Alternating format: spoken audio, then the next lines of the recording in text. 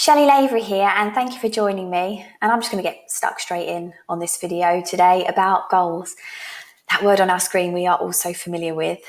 And I'm wondering, if I asked a member of your team now what their goals were, what would they say? Would they talk about their financial goals? Maybe they talk about their targets and KPIs this week. Would they talk about an area of the process they're developing? Maybe a bit of all three. I'm wondering if any of them would talk about character goals. And just to define what I mean when I'm saying character goals, I'm talking about focusing on strengthening a part of who we are, a part of a person's character, with intention to improve our results. That's what I mean. And so if you'll just bear with me a moment, I've been on a bit of a journey with this idea of character goals over the last 9 months, and it started with Brett Ledbetter and a talk that he gave, a TED talk. I think it was back in 2013. Highly recommend you watching it. And he shares with the audience what he learned by studying 15 of America's top basketball coaches. And he says they share this in common. They focus less on results, more on process, and they recognize that it is character that fuels the process. So I'm 60 seconds into Brett's talk. I hit pause. I'm like, okay, this makes so much sense to me, but what does it mean for my world in sales? So I grab a pen and paper, I write out Brett's grid, and I fill it out, which looks something like this. I've got results, okay, meeting revenue goals, that makes sense. I've got process, everything that we're doing every day, we're practicing each day to get to our result, from lead generation, activity, prospecting, to meeting prep and follow up. And then there's the characteristics, what describes a great salesperson? Resilience and the grit, the confidence. I'm sure if you had a list, it wouldn't be too dissimilar. And I finished it and I stared at it, and this is what went through my mind. I thought to myself, there are two places where character is present in my language when I'm thinking about my team. The first is when I'm hiring, when I'm in hiring mode. I'm looking for someone with real grit and determination to join this team. I need a real superstar salesperson. And the second one is when I'm firing mode. And I'd say things like, she wasn't resilient enough, or not focused enough to hit her goals. Everything in between, largely, I talk about process and results. And if I was spending my time talking with my team about process and results, that is where they were going to be focused, on process and results. And so just reflect for a moment on your last one-to-one with a member of your team. How did that go? What did you talk about? Objectives for the week? Forecast? What's moving through the pipeline? Was there anything that related to character development? Was that present in your language? What about thinking about someone that's struggling? Someone who's struggling to hit their meeting target. What are you prescribing? Maybe more emails, more calls, more call training? But what if there is something in their character that is blocking all of that great work, that great training you're doing, from having any real benefit? And so this is where the idea of character goals really came from me. This realization I wasn't paying character enough attention in my conversations with my team, in developing my team. And so at Jiminy now, we work with character goals. They're part of our one-to-ones, the way we talk as a team. And I just want to share with you in the next few slides how we've put that into action, and hope it might help you. So let's start at the top with completing this grid as a team. This is Brett's grid, character, process, results. Do this together. It's a great exercise because it gets everyone on board, everyone understanding the importance of each area. Everyone feels like they've got a stake in it. And make it thorough. Don't miss anything out. What defines your team?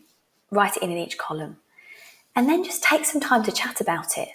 Start to notice the connections between what's in the character column and in the process column. How do those two things connect? You'll see something there. What character strengths are in the team? Talk about that, recognize that in each other. Look at and notice the diverse strengths amongst you. And how do those diverse strengths in the team help you, or how does the team benefit because of them? There's a really uplifting and positive way to start the conversation and help the team understand there's going to be this new focus on development around character. The second step is more personal, because this needs each team member to identify their character goal. Some members of your team will jump to this straight away and be very clear on what it is. Some might take a little bit more time. Either way, there's 3 questions here that can help each team member get to their character goal. Ask them which area of the sales process would they like to take to the next level. The sales process is really clear to us. And because of the connection between the sales process and the characteristics, it's a really helpful place to start if they want to level up in an area of the process. Ask them to rank the characteristics from top to bottom. Start at the top. What do they feel they most embody? What's most natural to them? And then work their way down. And what's in the bottom 1, 2, 3 or 4 things? Then ask them to write down 2 or 3 situations they found challenging recently. Is there a common theme between them? Where's the struggle been? And can they tie any of it back to that list of characteristics? Hopefully, a combination of 1, 2 or 3 of those questions will help each team member get to their character goal. And then you're ready to move on and start making character goal part of your regular one-to-one conversations. And there's 3 parts to that. And the first is really straightforward. You're just going to talk about it. You're going to talk about the character goal in each one-to-one.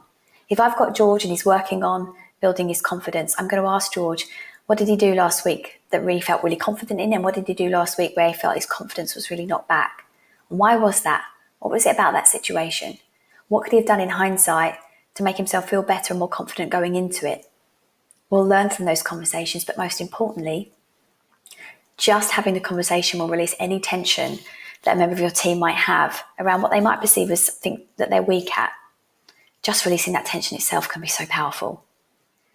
The second thing is we're going to get practical. And the great news here is you haven't got to become some sort of expert on resilience building, because there is so much content out there, books and podcasts and videos, so much resource we can rely on to help.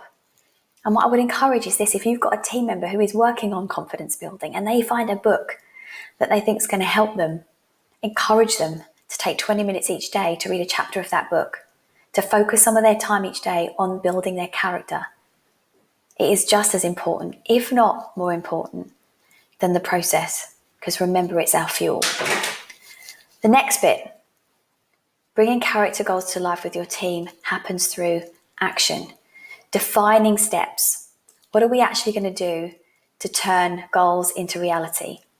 These can be really tiny things, but they can also be really big things. It doesn't matter. I've worked with team members working on resilience who notice every single failure, fear of knockback, write it down, write what they're learning every single time to build their resilience.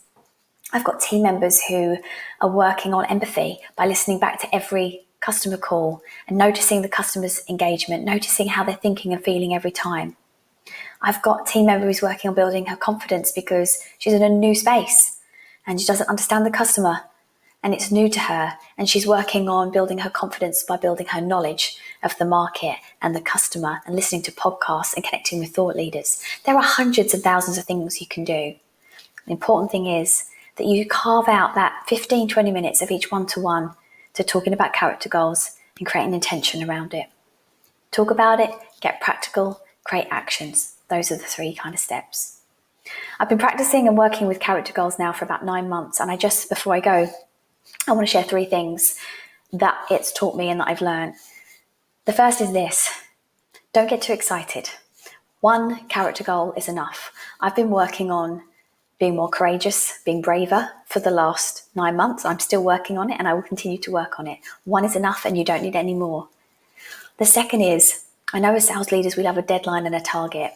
Try not to do that with character goals. Try to just notice the improvement and the gradual process and go a little bit more on feeling. This is about development and not deadlines. And that's an important part of character building. If you're working with 1 team member for the next 2 years on 1 character trait, that's great. And the third and final thing is, you might find that your team get a newfound sense of meaning and success in their week. I have. Character goals force us to think about today and to notice the small improvements and progress. The hard thing about sales is our success is always defined by our number, the number we work so hard to achieve month in, month out, and we get there and we hit it and we enjoy it for a moment, and then the whiteboard's washed it away and we're starting again. No one can wipe away who you are, and no one can wipe away who you're becoming. And that is the wonderful thing about character goals, because that's where it focuses our attention, on that part of our growth. I hope you've taken something out of this today. I have put in the description under this video a worksheet which covers some of the questions involved here, the steps, so you can pick it up and you can put it in place with your team tomorrow. As before, any questions, please get in touch and I'd love to hear from you.